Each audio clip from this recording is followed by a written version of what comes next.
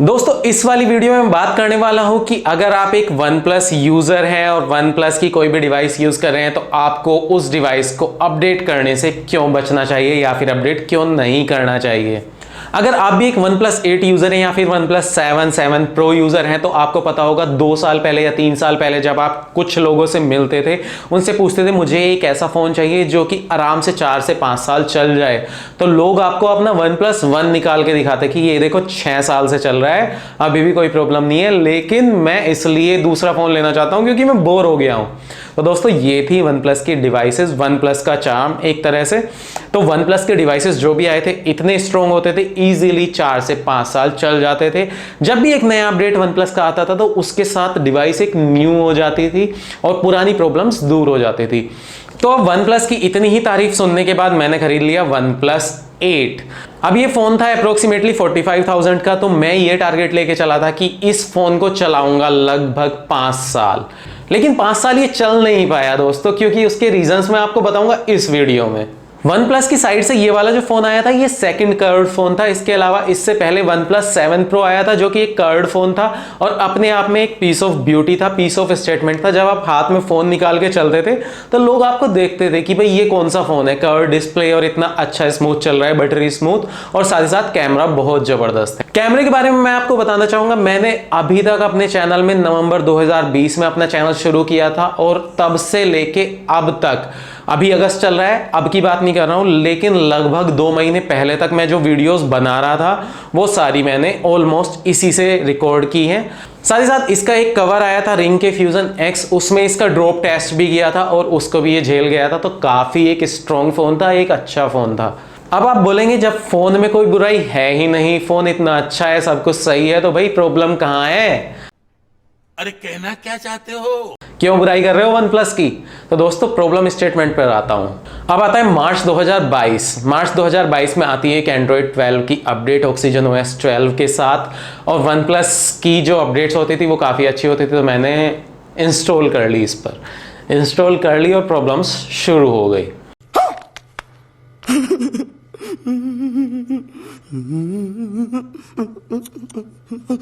सबसे पहली प्रॉब्लम जो मुझे फेस करने को मिली वो था इसका बैटरी बैकअप। तो दोस्तों बैटरी बैकअप घट के रह गया आधा। पहले मैं फ़ोन चार्जिंग पे लगाता था, रोज़ सुबह को उठने के बाद नहाने से पहले 1 घंटा लगाया, फ़ोन फुल हो गया, मेरा पूरे डे का काम चल जाता था, नेक्स्ट डे का काम चल जाता था एक बार फुल चार्ज होने पे।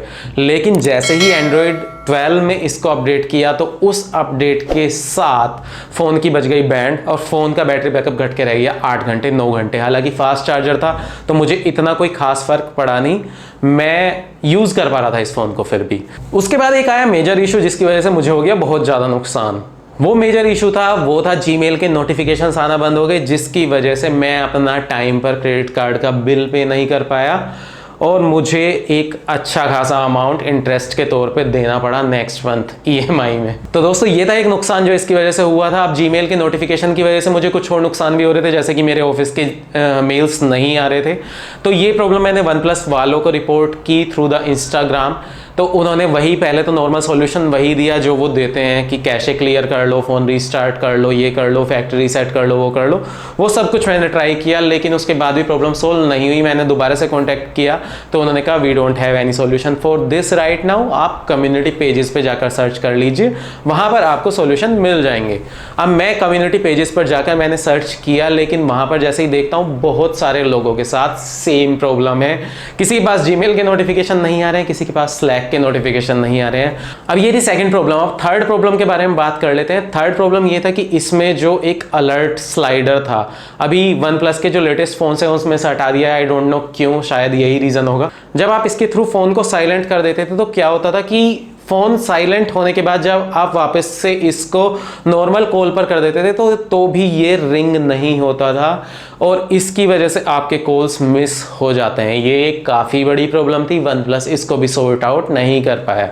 अब 1 हफ्ता स्ट्रगल करने के बाद मैं इतनी हेडेक नहीं ले सकता था फ़ोन के लिए, तो मैंने वापस से वन प्लस को ऑक्सीजन ओएस 11 में डाउनग्रेड कर लिया और वो मेरा लगभग सही चल रहा था कुछ प्रॉब्लम्स के साथ, लेकिन ठीक है, I was okay with that और मेरा काम चल रहा था।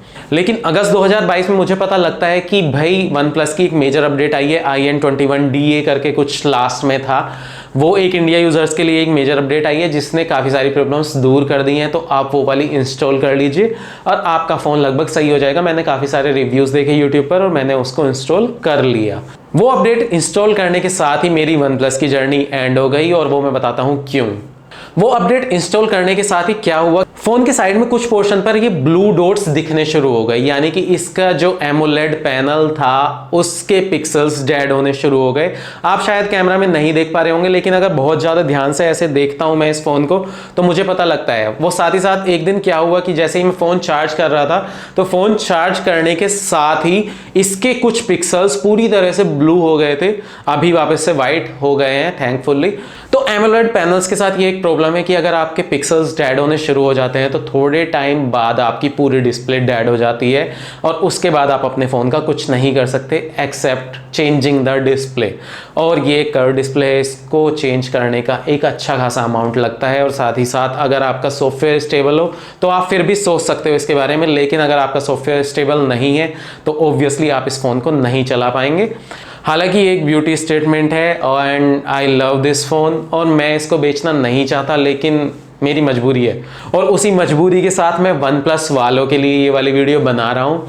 इसे अगर कोई OnePlus का रिप्रेजेंटेटिव देख रहा है तो मैं उससे एक रिक्वेस्ट करना चाहूँगा कि अगर आप अपने नए डिवाइसेस लॉन्च करते हैं तो डेफिनेटली उन पर ध्यान दीजिए, लेकिन साथ ही साथ जो पुराने डिवाइसेस हैं अगर उनकी अपडेट आप रिलीज़ करते हैं तो प्लीज़ इस तरह से कीजिए कि आपके पुराने डिवाइसेस डेड ना हो।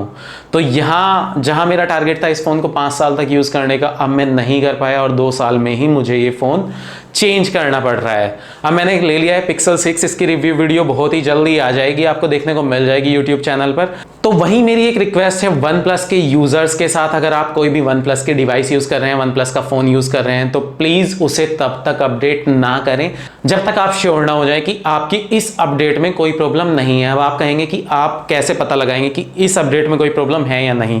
तो दोस्तों यूट्यूब पर बहुत सारे ऐसे रिव्यूज़ चैनल हैं जो कि हर एक अपडेट के बारे में बताते हैं कि इस अपडेट में क्या चेंजेस आए हैं, इस अपडेट में क्या चेंजेस आए हैं। उनके नीचे आपको कमेंट्स देखने को मिल जाएंगे यूजर्स के, तो वो रिव्यूअर्स का रिव्यू देखिए और साथ ही साथ वो नीचे के कमेंट्स पढ़िए, उसमें आपको एक आइडिया लग जाएगा कि लोगों को इसको इंस्टॉल करने के बाद क्या प्रॉब्लम आई है। साथ ही साथ OnePlus की कम्युनिटीज़ काफ़ी ज़्यादा अवेलेबल हैं, आपको रेडिट पर मिल जाएंगी, कोरा पर मिल जाएंगी और टेलीग्राम ग्रुप्स मिल जाएंगे जिनमें आपको OnePlus की अपडेट्स के बारे में लोग काफ़ी ज़्यादा डिस्कशन करते हैं। मुझे पता है ये वाली वीडियो OnePlus के कुछ यूज़र्स के लिए डिसअपॉइंटिंग हो सकती है। अगर आपके साथ भी कुछ ऐसा ही एक्सपीरियंस रहा है तो प्लीज़ हमें कमेंट सेक्शन में बताइए, इससे उन लोगों की हेल्प होगी जो कि इस वीडियो को देख रहे हैं। आई होप आपको वीडियो पसंद आया होगा, तो अगर पसंद आया है तो please don't forget to hit the share, subscribe and like button. मिलते हैं आपसे नेक्स्ट वीडियो में, तब तक के लिए बाय बाय।